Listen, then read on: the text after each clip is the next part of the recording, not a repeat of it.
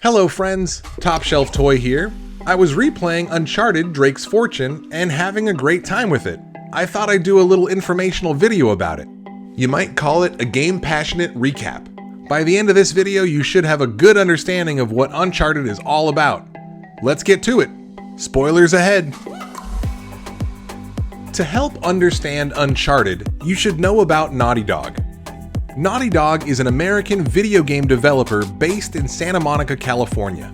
It was founded in 1984 and acquired by Sony in 2001. They've had a number of popular games, and most people knew them at the time for Crash Bandicoot on PlayStation and Jak and Daxter on PlayStation 2. The studio's first game for the PlayStation 3 was Uncharted Drake's Fortune, released in 2007. It was written and directed by Amy Hennig. Naughty Dog went with the name Uncharted because this game type was uncharted territory for them. Crash and Jak and Daxter were both comical platformers. The protagonist of this series is Nathan Drake, whose initials just happen to be the same as Naughty Dog's. Speaking of the series' leading man, the studio wanted an everyman type hero, no super soldier or super person.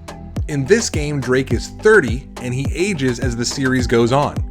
Even gets gray hairs. He is a man with a unique skill set that includes treasure hunter, deep sea salvage expert, and professional thief. He also happens to be afraid of clowns. Now, on to the plot of Uncharted Drake's Fortune. Set in 2006, the treasure hunting Nathan Drake, played by actor Nolan North, accompanied by reporter Elena Fisher, played by Emily Rose, recover the coffin of Drake's self-proclaimed ancestor, Sir Francis Drake. They find it from coordinates inscribed on a family heirloom, the ring he keeps around his neck.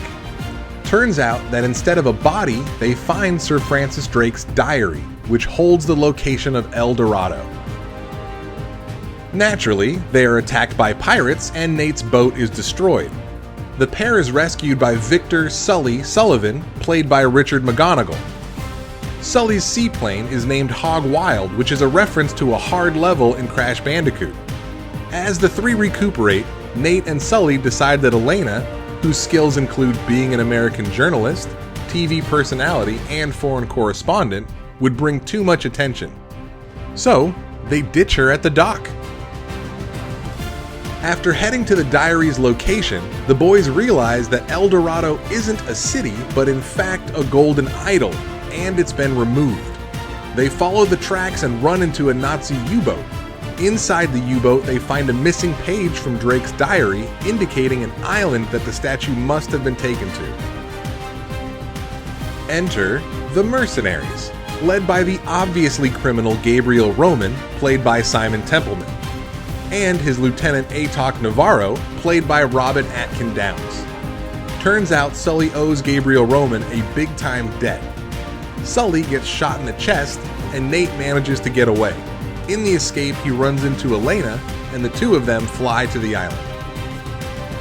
Before they can land, Nate and Elena's plane is shot down, and they're separated. Nate grabs supplies from the wreckage and heads to an old fort to find Elena.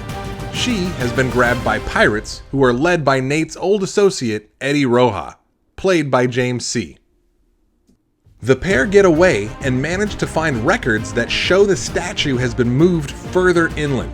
They also find out Sully's still alive and seemingly helping Roman and Roja. Nate and Elena find and rescue Sully, who survived thanks to Nate's diary, which blocked the bullet. He explains that he was misleading Roman to buy time. The trio resumes their search, which leads through the tunnels of a monastery. Nate overhears an argument between Roman, Navarro, and Eddie. It's revealed that Roman hired Eddie to secure the island and capture Nate. In return, he'd get a cut of El Dorado. After Nate's escape, Roman doubts Eddie's ability. When Eddie tells him something cursed on the island is killing his men, Roman rejects this and dismisses Eddie and his crew. Nate and Elena make their way to a treasure vault. In it, they discover the body of Sir Francis Drake. They assume he died searching for the treasure. After that, they run into Eddie and a crew member. Both are terrified. You find out why when you're attacked by creepy, mutated humans who killed the red shirt guy and eventually Eddie as well. Nate and Elena escape and end up in an abandoned German bunker. After poking around, you find out that the Germans were after the statue during World War II. But like the Spaniards who came before them, they also got turned into creepy, mutated humans. Sir Francis Drake knew of the statue's power, so he tried to keep it on the island. He destroyed the ships and flooded the city before he was killed by the cursed mutants. As Nate makes his way back, Elena is captured by Roman and Navarro. Reconnecting with Sully, he still can't keep them from reaching the statue. Navarro, who knows about the curse, tricks Roman into opening the statue. The statue is actually a sarcophagus that holds a mummy infected with an airborne mutagenic virus. Roman turns. Navarro kills him and takes control of his men. His intention is to sell the virus as a biological weapon. Desperate to keep this from happening, Nate jumps onto the sarcophagus as it's choppered over to a waiting ship in the bay. There's a final boss fight as Nate manages to beat Navarro, and both Navarro and the cursed sarcophagus sink to the bottom of the sea. Sully makes his way there, and after Nate and Elena show some chemistry, they leave the island with several chests of treasure. In the first 10 weeks, Uncharted Drake's Fortune reached over 1 million in sales. It was a huge hit, and it really helped both Sony and Naughty Dog. It also helped the production of the sequel Uncharted 2: Among Thieves. 2 years after the game's release, Sony introduced the trophy system to compete with Xbox, but also since PlayStation fans demanded it. This was 3 years after the PlayStation 3 had been out. From then on, all new games had trophy support. Older titles could remain as they were. A number of studios did go back and add trophies. Naughty Dog did for Uncharted, and Uncharted was the first game to have a platinum. Well, that felt like a pretty thorough look at Uncharted Drake's Fortune. I hope you liked the video and learned a thing or two. I'm TopShelfToy, and this channel is game passionate. We love video games and want to share that with anyone who does too. If you'd like to support the channel, please don't forget to like or subscribe.